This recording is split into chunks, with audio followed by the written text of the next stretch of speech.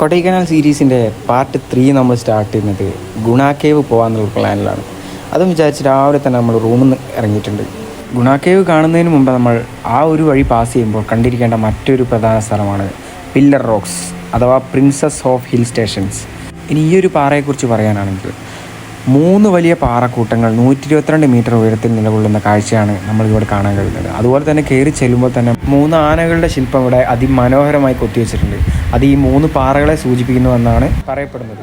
നമ്മൾ എത്തിയ സമയം മഞ്ഞാൽ മൂടപ്പെട്ടതിനാൽ നമുക്ക് ആ പില്ലർ റോക്സ് കാണാൻ സാധിച്ചിട്ടില്ല.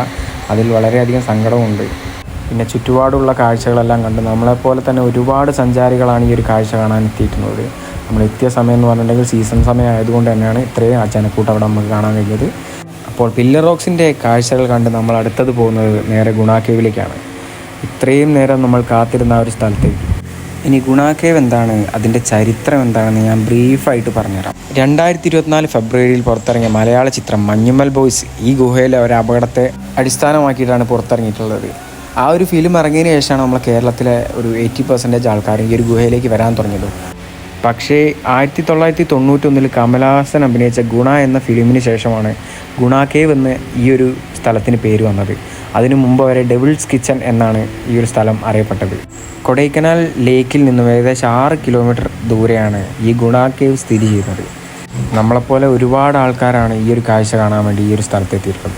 ഇനി ഈ ഗുഹയെപ്പറ്റി പറയാനാണെങ്കിൽ 600 അടിയിലധികം താഴ്ചയുള്ള അഗാധ ഗർത്തങ്ങളാണ് ഓരോ സ്ഥലത്തും സ്ഥിതി ചെയ്യുന്നത്. ഈ ഒരു ഗുഹയിൽ വീണ്ടിട്ട് തന്നെ 13 ആൾക്കാരോളം മരിച്ചിട്ടുണ്ട്. മെയിൻ റോഡിൽ നിന്നും നമ്മൾ കയറി വരുമ്പോൾ തന്നെ ഗുണ കേവ്സ് എന്ന് എഴുതിയൊരു കമാനം നമുക്കിവിടെ കാണപ്പെടുന്നുണ്ട്. അത് കടന്നിട്ട് വേണം നമുക്ക് ഈ ഒരു കേവിലേക്ക് എത്തിപ്പെടാൻ. ഏകദേശം 10 മിനിറ്റോളം നടക്കാനുള്ള ദൂരം നമുക്ക് അങ്ങോട്ടുണ്ട്. അപ്പോൾ അതെല്ലാം കടന്ന് നമ്മൾ നേരെ എത്തിപ്പെടുന്നത് നമ്മുടെ ഗുണ കേവിലേക്കാണ്. ഒരുപാട് കാഴ്ചപ്രേമികളും അതുപോലെ ഒരുപാട് സഞ്ചാരികളും ഈ ഒരു ടൈമിലൊക്കെ അവിടെ എത്തിപ്പെട്ടിട്ടുണ്ട്. നമ്മൾ എത്തിയ ടൈം എന്ന് പറയുമ്പോൾ ഏകദേശം 10-11 മണിയായിട്ടുണ്ട്. അതുകൊണ്ട് തന്നെ നിറച്ചു ആൾക്കാരാണ്, ഒരു രക്ഷയില്ലാത്ത ആൾക്കാരാണ്. നമ്മൾ അവിടെ പോയി 2 ഫോട്ടോ ഒക്കെ എടുക്കണമെന്ന് വിചാരിച്ചു. പക്ഷേ അവിടെ എത്തിയ ടൈം എന്ന് പറഞ്ഞിട്ടുണ്ടെങ്കിൽ നിങ്ങൾ തന്നെ കണ്ടു നോക്കൂ അവിടുത്തെ സിറ്റുവേഷൻ എന്താണെന്ന്. അത്രയും ജനസാഗരമാണ്.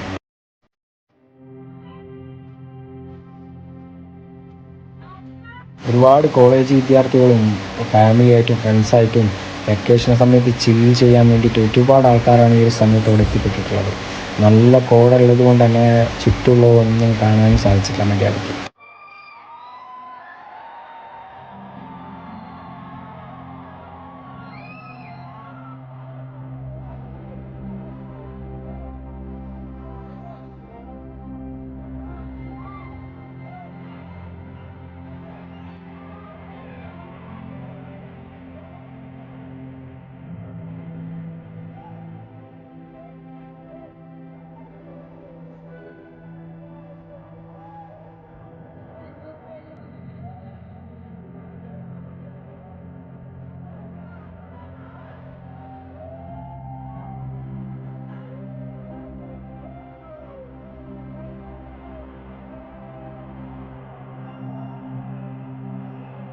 നമ്മളിപ്പോൾ കണ്ടുകൊണ്ടിരിക്കുന്ന കമ്പിവേലി ഗവൺമെൻറ് തന്നെ അടച്ചു പൂട്ടിയതാണ്. ഒരുപാട് ആൾക്കാർ ഈ ഒരു മതിൽ ചാടിക്കടന്ന് നമ്മൾ ആ ഫിലിമിൽ കണ്ടിട്ടുണ്ടാവും.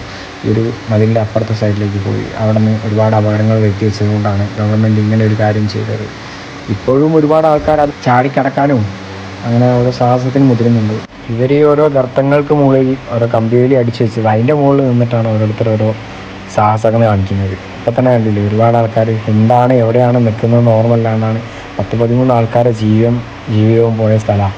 അപ്പോൾ അതിൻ്റെ മുകളിൽ കയറി നിന്നിട്ടാണ് ഓരോ സാഹസം കാണിക്കുന്നത്.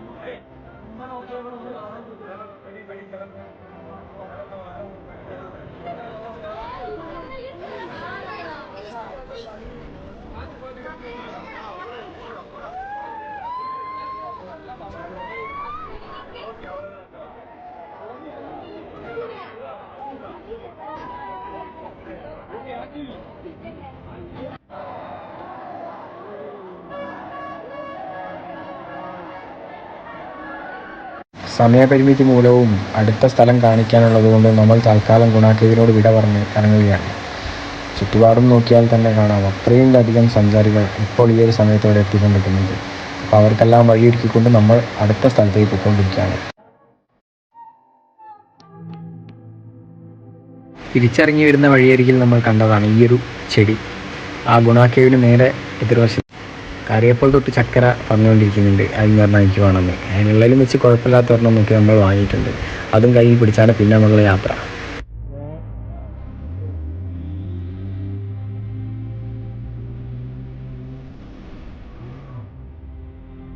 ഗുണ കേവ്സ് കഴിഞ്ഞ് അടുത്ത സ്ഥലത്തേക്ക് പോകുമ്പോഴുള്ള കാഴ്ചയാണ് നമ്മൾ ഈ കണ്ടുകൊണ്ടിരിക്കുന്നത്.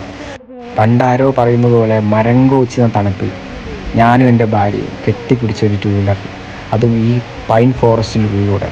അതൊരു പ്രത്യേക ഫീൽ തന്നെയാണ്. വൺ ടൈം എങ്കിലും എക്സ്പീരിയൻസ് ചെയ്യേണ്ടതാണ്.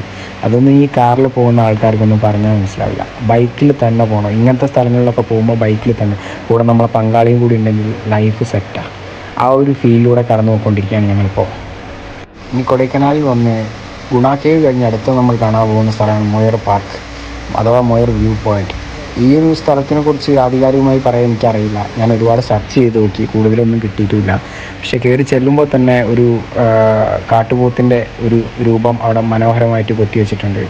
അതും കണ്ടുകൊണ്ടാണ് നമ്മൾ ഈ ഒരു പാർക്കിലേക്ക് കടക്കുന്നത്. സഞ്ചാരികളെ ആകർഷിക്കാനായിട്ട് ഒരുപാട് കടകൾ ഇവിടെ സജ്ജമാണ്, അതും ഈ ഒരു ടൈമിൽ.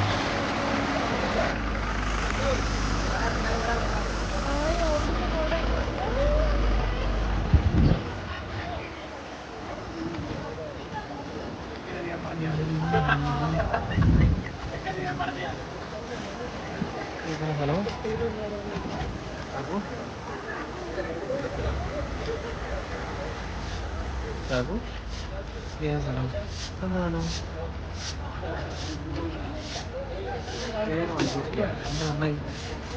എന്താണോ ഇസിലോ എന്താ എന്താ മാഗ്നറ്റോ ഇങ്ങനെ സെറ്റപ്പ് തന്നെ.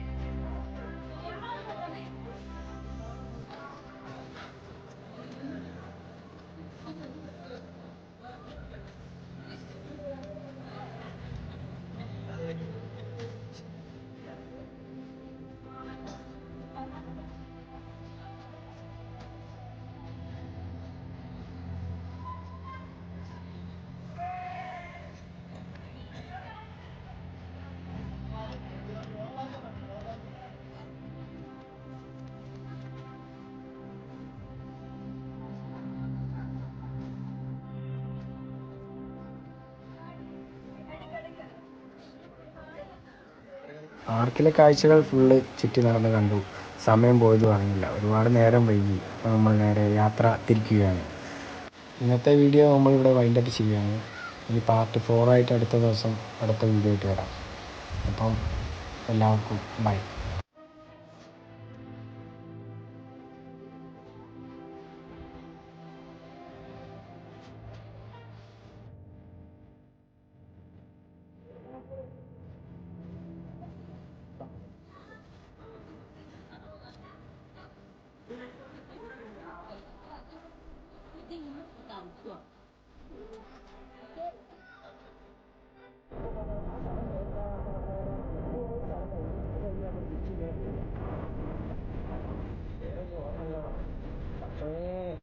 ആകെ സീനായി ഗായ്സ്, കയ്യൊക്കെ മരിച്ചു.